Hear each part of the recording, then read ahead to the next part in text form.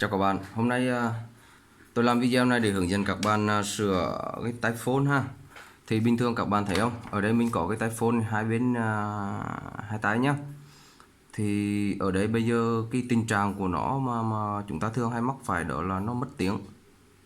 Thì ở đây mình cái tai phone bên trái này, bên left này, nó bị mất tiếng rồi, bên này vẫn nghe được. Thì mình tháo ra bên trong nó như thế này. Thì thông thường mà bị như thế này thì thường chúng ta bỏ luôn ha, bỏ luôn, không có sửa chữa gì nữa, vứt luôn.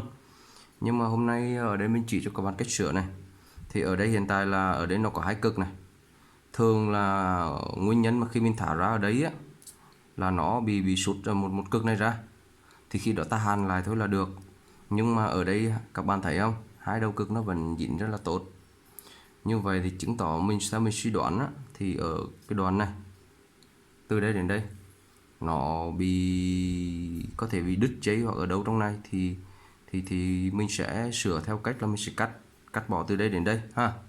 Sau đó mình sẽ hàn đậu ngược lại vào đây xem thử có được hay không. Đó là cái cách thức mà mình sẽ sửa. Thì bấy lâu nay mình làm theo cách này thì mình cũng sửa được mấy cái rồi, và sau đó mình có thể sử dụng được một thời gian rất là lâu. Chứ như cái tai phone này các bạn ra tìm mấy cái tiệm thì nó cũng mấy trăm nghìn một cái đấy nha. Bây giờ mình sẽ tiến hành cắt nó ra.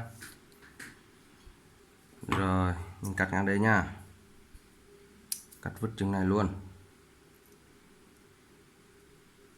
Đây, ở đây nó có hai cực này, một cái giấy màu đỏ và một giấy màu xanh ha. Mình vẫn chưa làm một chút này để sau này mình nhớ là cứ đỏ thì mình đậu với đỏ, mà xanh thì đậu với xanh thôi, rất là dễ.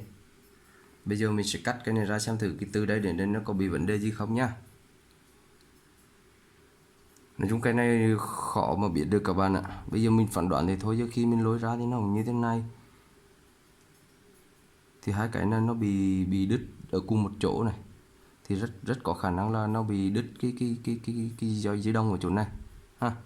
Thì bây giờ mình sẽ cắt chỗ này ra để mình đậu nhá. Bỏ cái này đi. Đây, sau khi mình tách mũi ra thì nó như thế này đây các bạn. Bây giờ mình sẽ tiến hành đậu như thế này nhá. Đỏ đậu vào đỏ và xanh đậu vào xanh nhá. Đây. Thì để hàn được cái này thì bạn cần một cái mỏ hàn thôi. Còn nếu mà bạn không có mỏ hàn thì ra ngoài mấy cái tiệm đồ điện ấy, nhờ họ hàn cho nhá. Đây, cái mỏ hàn của mình đây. Nói chung trong nó hơi khủng bố tí nhưng mà hàn rất là tốt. Mình đang chờ nó nóng lên, cái này nóng lâu lắm. Xíu nữa mình hàn và mình show cho các bạn xem luôn nhá. Đây mình gắn vào đây cho nó dễ hàn này. Ở đây lưu ý là ở hai sợi dây này nó có một cái lớp sơn cách điện ha.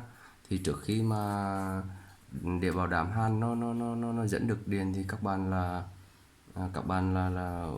ca cái lớp sơn này đi nhá. Ca cái lớp sơn này đi cho nó mòn đi, để nó tiếp điện cho tốt nhá. Rồi ở đây mình đoán là bị đứt rồi, cái phần này nó bị đứt sợi dây đông ở đây rồi, cho nên nó không có dẫn điện được nữa, mới nó mất tiếng, có lẽ là như vậy nha. Cái phần hàn này thì thôi nhé, phần hàn này thì thôi mình không có đưa vào video nhé. Tí nữa mình hàn xong thì mình show kết quả cho các bạn luôn nhé. Đây này, thì có đậu như này thôi, chỉ mũi hàn vào cho nó chảy nó ra, nó dính thôi mà nhá. Xong rồi đấy các bạn ơi, đây nha, mình đã hàn vào rồi này ha, hàn chỉnh vào đây luôn này này, các bạn thấy không nha. Thì bây giờ mình đi cắm nhạc vào, mình thử xem thử nó có tiếng không nhá. Các bạn đợi mình xíu. Rồi mình cắm vào nha, mình cắm vào máy tính này, cắm vào nha. Rồi bây giờ mình mở một cái video nào đó đi, ví dụ cái này đi. Luôn tiền giới thiệu với các bạn, đấy là cái video làm về cái máy gấp thủ bóng nha. Các bạn mà sau này có rảnh thì vào kênh của mình ở đăng ký ủng hộ nhá, bỏ qua quảng cáo. Này mình mở tiếng ra xem cái tiếng trực tiếp của nó này. Đấy, to lắm. Cắm vào để mình nghe thử coi có tiếng chứ nha.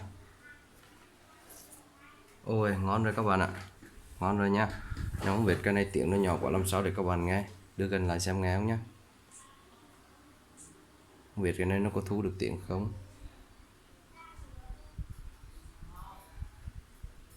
Nói chung là ngon đấy các bạn ạ, giờ chỉ có lắp vào sai nữa thôi. Thì các bạn để ý xem nhé, sau này mà nó bị hỏng á, thường chỉ có do cái vấn đề ở ngay cái điểm này này, ví dụ ở cái tay lanh này này, thì nó sẽ có một số điểm. Cái thứ nhất là do chỗ này này di chuyển qua lại nhiều này, nó sẽ bị gãy ở chỗ này ra, đó là thứ nhất. Cái thứ hai nữa là ngay cái điểm tiếp xúc điện ở đây này, thì nó bị sụt nó bị gãy cái chốt này ra này. Thì chỉ có hai nguyên nhân đó là làm hỏng tai phone của các bạn thôi, còn mà về loa ít khi nó hỏng lắm nha. Thì chỉ cần tháo ra rồi các bạn hàn lại là ok. Như ở đây là mình sửa chữa ngon lành rồi này, giờ chỉ có lắp vào cái size nữa thôi, lắp vào size thôi, ngon rồi. Cái này mình mua 200.000 á, sẽ vào này đúng không? Đây, bấm vào.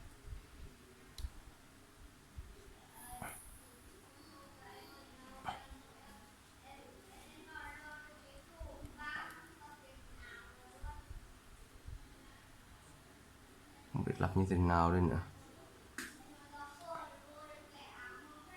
Rồi, ok. Cái này nó có một cái sắt ở đây này, cái này chỉ cần kéo ra này, bọc vào đây là được. Ở chỗ này là nó có một cái sắt một cái nhôm này này, nó cắm vào đây để nó bóp lại này.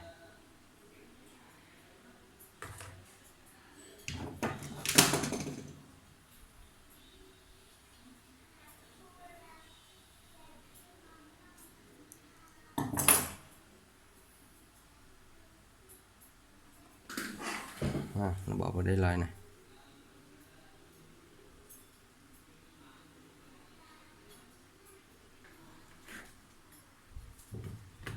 Bóp lại này là nhá.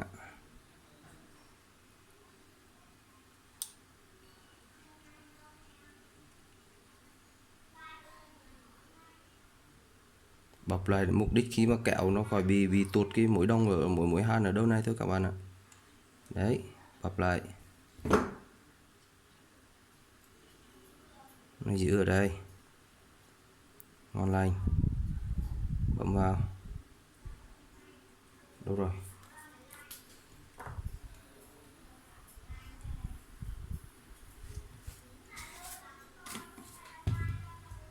Đây các bạn ạ, lắp vào nữa là ok. Rồi, cảm ơn các bạn đã theo dõi kênh của mình nhé. Nếu các bạn thấy mà hữu ích á, thì các bạn nhấn like, sub ủng hộ mình cái. Bập ra ok, ngon lành ha. Các bạn thấy không? Ngon lành nha. Ngon lành cánh đào. Nha, bye bye các bạn nhé. Mình cam đoan với các bạn sau này chỉ cần mà tai phone mà mất tiền các bạn làm như thế này là sửa được. Mình đã sửa rất nhiều cái tai phone của mình như này rồi, dùng được một thời gian rất là dài nữa. Chào.